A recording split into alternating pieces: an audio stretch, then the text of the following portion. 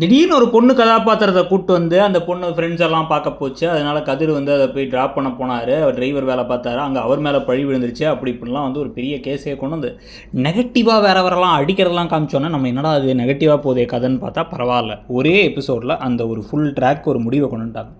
So அதில் என்ன பண்ணுறாங்க அப்படின்னா வந்து இப்போ குடும்பம் இடிஞ்சு போய் உட்காந்துருக்க அவர் வந்து கதிரை வீட்டுக்கு கூட்டு வரலங்கிறத நினச்செல்லாம் அழுதுகிட்டு இருக்க.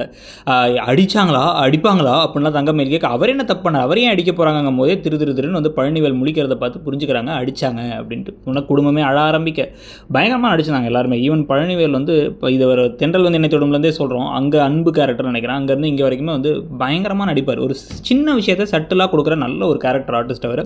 ஸோ இதுக்கு பிறகு தான் வந்து பார்த்திங்க அப்படின்னா வந்து குடும்பமே இந்த சக்திவேல் மேலெலாம் கோவப்பட்டு எல்லாம் பட்டுருக்க. அடுத்த நாள் காலைல போய் ராஜியோடு சேர்ந்து போய் இப்படி அவரை வெளில விட்டுருங்க, அவனை அடிக்காதீங்கலாம் பேசிக்கிட்டு இருக்கும் பொழுது 1 மணி நேரத்துக்குள்ளார அந்த பொண்ணு எங்கங்கிறத சொல்கிறோன்னா குடும்பத்திலே எல்லாத்தையும் தூக்கி உள்ளே வச்சிருவேன் அந்த போலீஸ் ஆஃபீஸர் பேசிகிட்டு இருக்கும் போதே செந்திலும் சரவணனும் கூட்டு வந்துட்டாங்க அந்த பொண்ணை.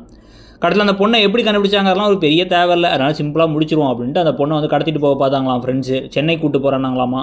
அதுக்கப்புறமா வந்து இவர் இறக்கி விட்டோன்னே கடத்திட்டு போனாங்களாமா. இவங்க தப்பிச்சு அங்கே வந்து ஓடி வந்துட்டாங்களாமா. ஓடி வந்தவங்களும் இவங்க கண்டுபிடிச்சிட்டாங்களாமா. எப்படி ஓடி வந்தவங்களும் இந்த பொண்ணை பார்த்தோன்னே கண்டுபிடிச்சாங்கிறது யாருக்குமே தெரியல. ஆனால் ஏதோ ஒன்று சரி இப்போதைக்கு முடிச்சிருவோம் ட்ராக் நெகட்டிவாக கொண்டு போய் வேணான்னு சொல்லிட்டு லாஜிக்கை பற்றி கவலைப்படாதீங்க, எல்லாம் ஒரு மேஜிக் தான் அப்படின்னு அந்த போர்ஷனை முடிச்சிட்டாங்க. இதுக்கப்புறம் தான் வந்து அந்த பொண்ணோட அப்பாலாம் மன்னிப்பு கேட்க என் பிள்ளைய நான் ஒழுங்காக வளர்த்துருக்கேன்னு சொல்லும்பொழுதே கதிரை கூட்டு வராங்க. கதிர் முகமெல்லாம் காயத்தோட வரதை பார்த்து அப்படியே இடிஞ்சு போயிடுறாரு. பாண்டியன் கட்டி பிடிச்சிடுறாரு தான் பிள்ளைய.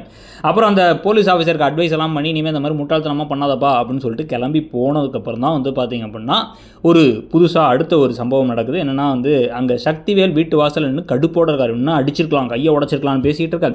ஆரத்தி எடுக்க வெயிட் பண்ணவங்க டக்குன்னு உள்ளார அவரை போய் பார்க்குறதுக்கு கூப்பிட்டு போகிறாரு. இப்போ இவர் பாண்டியனே வந்து கதிரை போய் கூப்பிட்டு போய் சக்திவேல்கிட்ட பாடுறா என் பிள்ளையை கூட்டு வந்துட்டேன் அப்படின்னு சொல்கிறது கூப்பிட்டு போகிறாரு. அதோட இன்றைக்கி எபிசோட் முடியுது. இன்றைக்கி எபிசோடை பற்றி நீங்கள் நினச்சிங்கிறத சொல்லுங்கள். தேங்க்யூ.